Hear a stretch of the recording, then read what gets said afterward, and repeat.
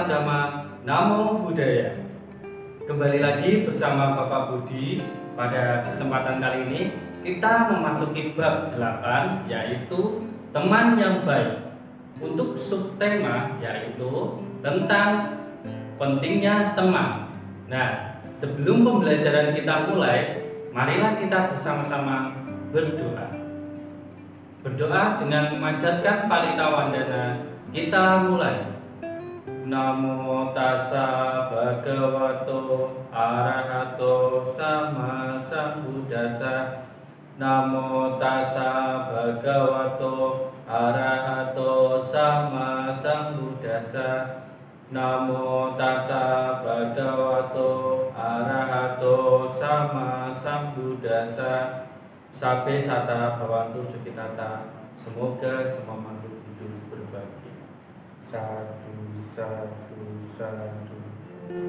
Sebelum pembelajaran kita mulai, Bapak akan menyampaikan tujuan pembelajaran yang akan kita capai.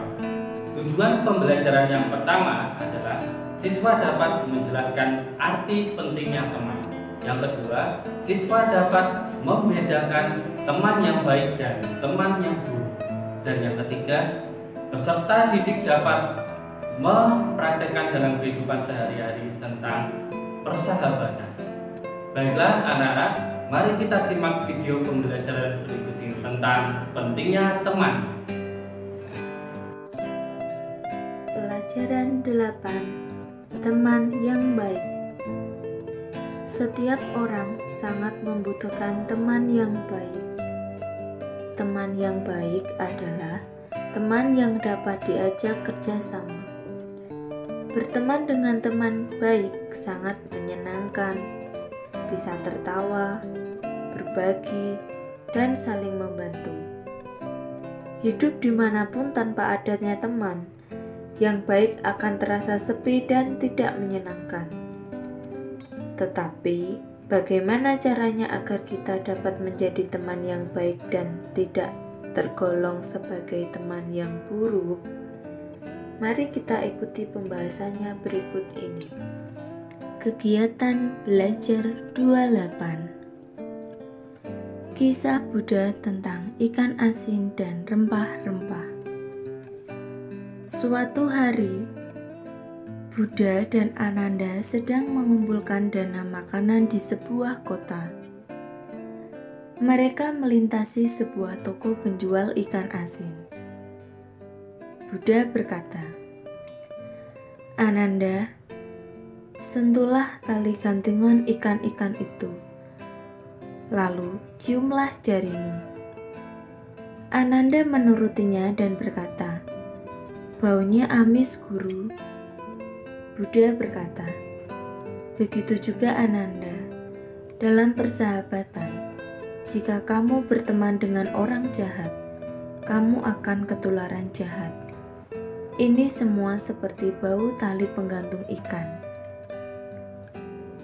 Bau amis di tangan sulit sekali untuk dihilangkan, meskipun sudah dicuci dengan air bersih. Tangan harus dibersihkan dengan air sebanyak-banyaknya, dengan menggunakan sabun untuk membersihkan bau amis yang membandel. Demikianlah dalam persahabatan.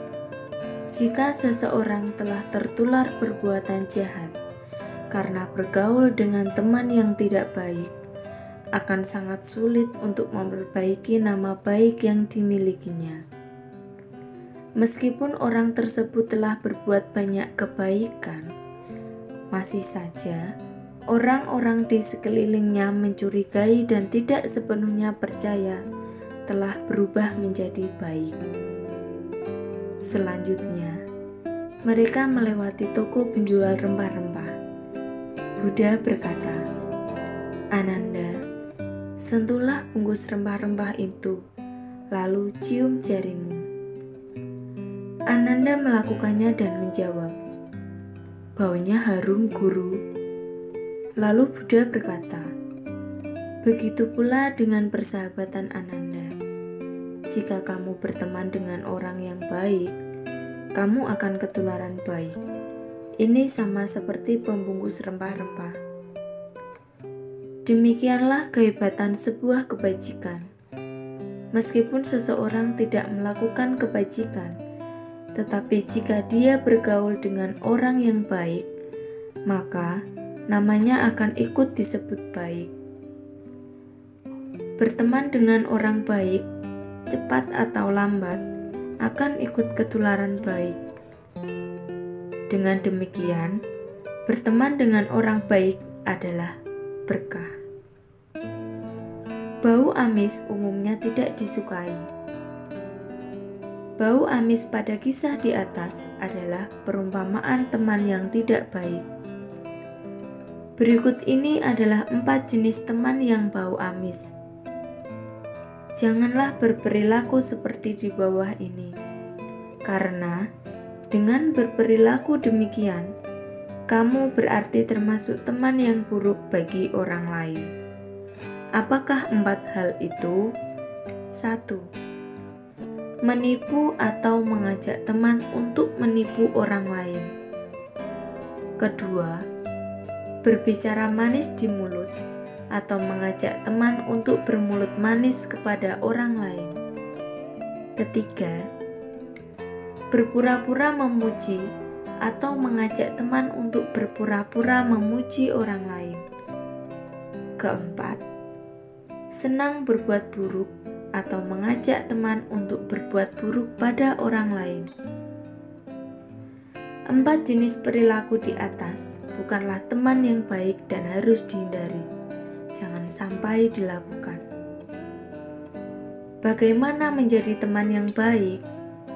Terdapat 4 cara menjadi teman yang baik, seperti yang diajarkan Buddha dalam Digha Nikaya. Sebagai berikut. 1. Senang membantu teman dengan berbagai cara. 2. Selalu simpati terhadap teman walau suka maupun duka. Ketiga, mengajak dan menganjurkan teman untuk hal-hal baik dan berguna.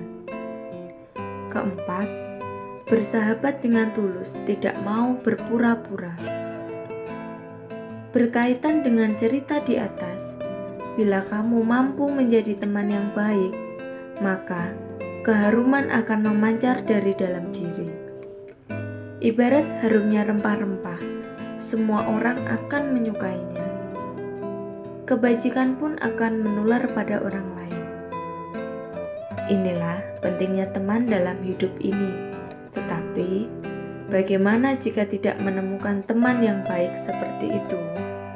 Pertama, daripada mencari teman yang baik, lebih baik jika menjadi diri sendiri sebagai teman yang baik bagi orang lain. Jika seseorang mampu menjadi teman yang baik bagi orang lain, maka teman-teman yang baik pun akan berdatangan. Tetapi sebaliknya, jika seseorang tidak mampu menjadi teman yang baik bagi orang lain, maka cepat atau lambat akan kehilangan teman dan bahkan tidak punya teman sama sekali. Kedua, teman yang baik sesungguhnya bukan hanya manusia saja, tetapi selain manusia juga dapat dijadikan teman yang baik. Apakah itu? Ada banyak kemungkinan yang dapat dijadikan sebagai teman yang baik. Misalnya, buku adalah contoh yang dapat dijadikan teman. Mengapa? Ya, buku dapat dikategorikan sebagai teman yang baik karena 1. Buku selalu memberikan semua isinya tanpa mengharap kembali. Kedua, buku selalu siap dibaca kapanpun mau. Ketiga, buku tidak pernah marah walaupun ditinggal pergi. Keempat, dengan buku, pengetahuan bertambah banyak. Demikian anak-anak pembelajaran kita tentang pentingnya teman. Bagaimana? Sudah jelas? Oke. Nah, kalau sudah jelas, di sini Bapak ada beberapa pertanyaan. Nanti silakan anak-anak jawab di kolom komentar di bawah ini. Oke? Ya, demikian pembelajaran kita pada kesempatan kali ini tentang pentingnya teman. Sebelum Bapak Budi tutup, mari kita bersama-sama simpulkan apa yang sudah kita pelajari pada kesempatan kali ini.